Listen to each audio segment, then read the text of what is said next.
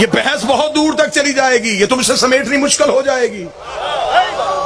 اگر آپ کہتے نہیں جی ہم تو چاہتے ہیں کہ توہین نہ ہو، تو پھر توہین شروع کہاں سے ہوئی ہے؟ ہم نے تو ہر منبر پہ کہا ہے ہم صحابہ کی عزت کرتے تھے، کرتے ہیں اور کرتے رہیں گے۔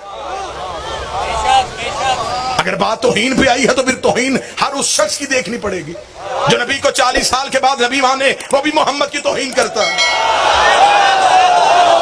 جو رسول کو دائی کا دودھ پلائے وہ بھی نبی کی توہین کرتا ہے۔ جو نبی کو جبریل سے پڑھائے وہ بھی نبی کی توہین کرتا ہے۔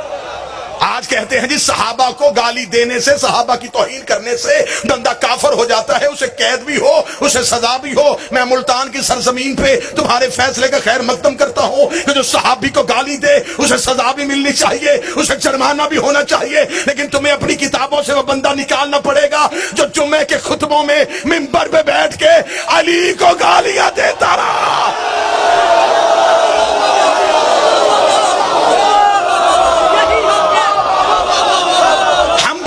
نہیں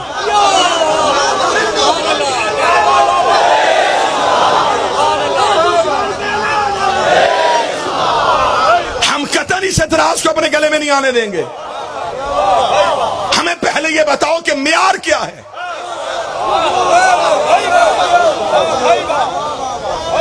جو مدینے سے نکلے وہ بھی صحابی، جو نکالے۔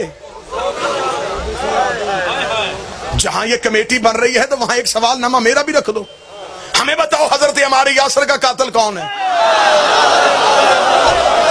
شیعہ قوم چپ رہے گی تو بات وہی دور تک چلی جائیں گی۔ حضرت ابو ذر غفاری کا قاتل کون ہے؟ محمد بن نبی بکر کو زندہ گدھے کی کھال میں رکھ کے چلانے والا کون ہے؟ مالک بن نویرہ کا قاتل کون ہے؟ ہمیں بتایا جائے حسن کے جنازے میں تیر برسانے والا کون ہے؟ ہمیں بتایا زہرا کو خالی بھیجنے والا کون ہے؟ ہم غریب صحیح، ہم سے نہیں ہوتا، قاتل بھی رضی اللہ، مقتول بھی رضی اللہ۔ کوئی ایک معیار بنانا پڑے گا۔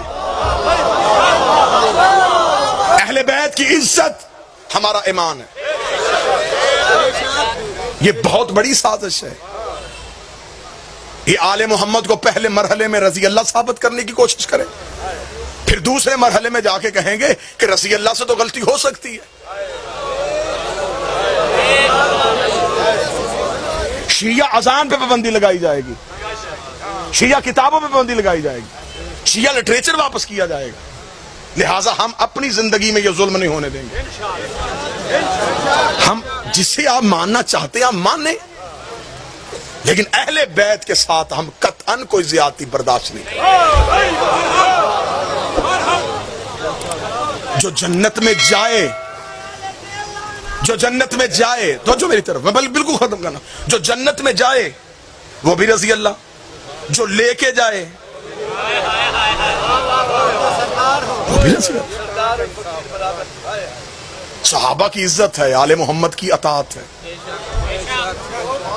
آپ بل پاس کریں، بل پاس کریں تو یہ بل آپ کے گلے میں پڑ جائے گا۔ صحابہ کو نہ ماننے سے بندہ کافر ہو جاتا ہے، پھر ان صحابہ کا کیا کرو گے جو آپس میں ایک دوسرے کو نہیں مانتے تھے؟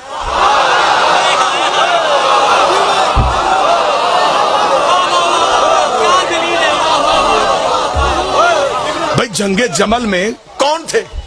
صفین کون تھے؟ یہ مسلمانوں کے گروہ آپس میں لڑ رہے تھے نا، پہلے ان کا فیصلہ کرو۔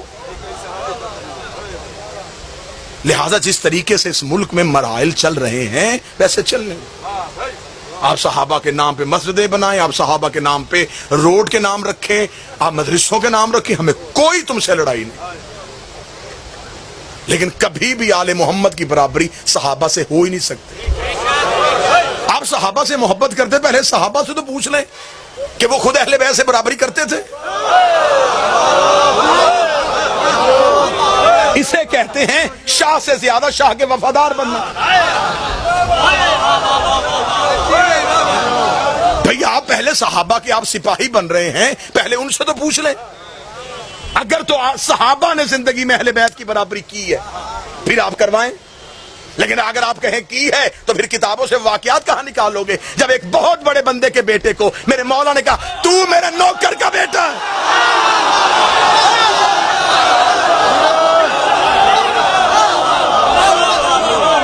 تو میرے غلام کا بیٹا۔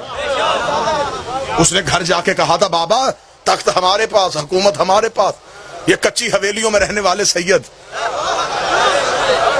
ہمیں نوکروں کے بیٹے کہہ رہے ہیں۔ باپ نے کہا یقین ہے کہنے والا حسن ہی تھا۔ یہ واقعہ کسی شیعہ کتاب میں نے لکھا، ہاں کو غلط فہمی نہ بڑھے کہ شاید یہ شیعہ کتاب میں کوئی واقعہ نہیں ہے، یہ اہل سنت بھائیوں کے ہاں ہے۔ انہوں نے کہا کہ میرے مولا حسن سے نے کہہ دیا تھا، انہوں نے کہا کہ اس سے کہے لکھ کے دے دے،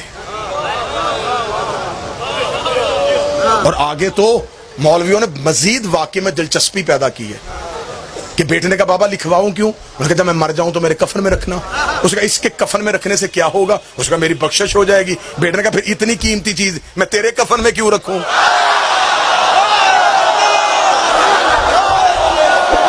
جب بخشش ہی ہونی ہے تو پھر میں اپنے کفن میں رکھ لیتا۔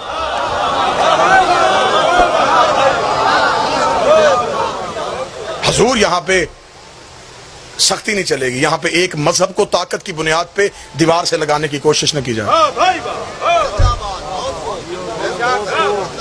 درود کے چھاؤں میں بابا جی کا استقبال کیجئے گا۔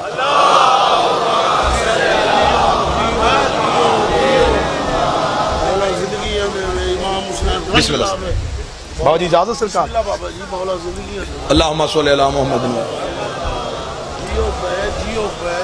دنیای عزاداری کا ایک بہت بڑا اہم ستون صرف ذاکر نہیں، ایک ادارہ، ایک عہد، ایک باب، ایک ذاکری کی یونیورسٹی جناب پیر سید زرگام عباس شاہ صاحب تشریف لے آئے۔ ان کی شمولیت میری قرارداد کی نمائندگی بھی ہوگی اور ان کی دعا بھی ہوگی۔ میں بار بار یہ لفظ رپیٹ کر رہا ہوں، لنگا ہاؤس میں ہم اس ملک میں فرقہ واریت نہیں چاہتے، کیونکہ ہم اس ملک میں کرایہ دار نہیں، ہم بانی ہیں۔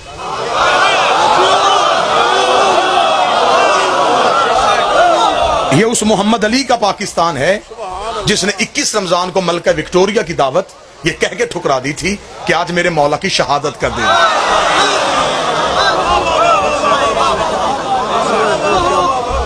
یہ اس محمد علی کا ملک ہے۔ آج بھی لاہور کے میوزیم میں جا کے دیکھو، جہاں اس کے جنازے کی تصویر ہے، اس کے جنازے کے آگے 2 علم ہیں، اوپر پنجے کا نشان ہے۔ وہ محمد علی جناح، اس کا مذہب شیعہ تھا، اس کا نکاح شیعہ عقیدے پہ پڑھا گیا، اس کا جنازہ شیعہ عقیدے پہ پڑھا گیا۔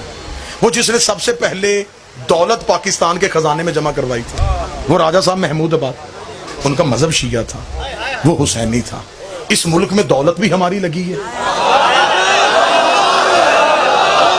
محنت بھی ہماری لگی ہے۔ بس میری اپیل تھی، میں نے روٹین سے ہٹ کے صرف یہ اپیل اس لیے کرنی تھی، یہ عصر حاضر کا تقاضا ہے۔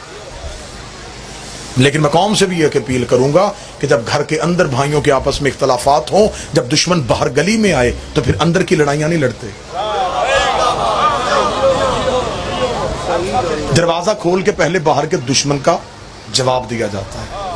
ٹھیک ہے ہمارے فروعی اختلافات ہوں گے، ہمارے نظریاتی اختلافات ہوں گے، ہمارے عقائد میں اختلافات ہوں گے، تو یہ جو حملہ ہوا ہے یہ ہمارے فروعی اختلافات پہ نہیں ہوا، ہمارے مذہب کی اساس پہ حملہ ہوا۔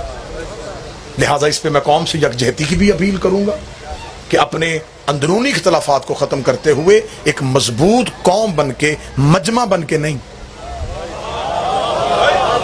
رش بن کے نہیں، ایک جمع غفیر بن کے نہیں، ایک قوم بن کے دانشمندی، حکمت عملی کے ساتھ اپنا واضح موقف 2 ٹوک انداز میں ہم حکومت وقت کے سامنے رکھتے ہیں۔ ہم اپنے ملک پاکستان میں کسی بھی ایسے بل کو کسی صورت میں بھی قبول نہیں کریں۔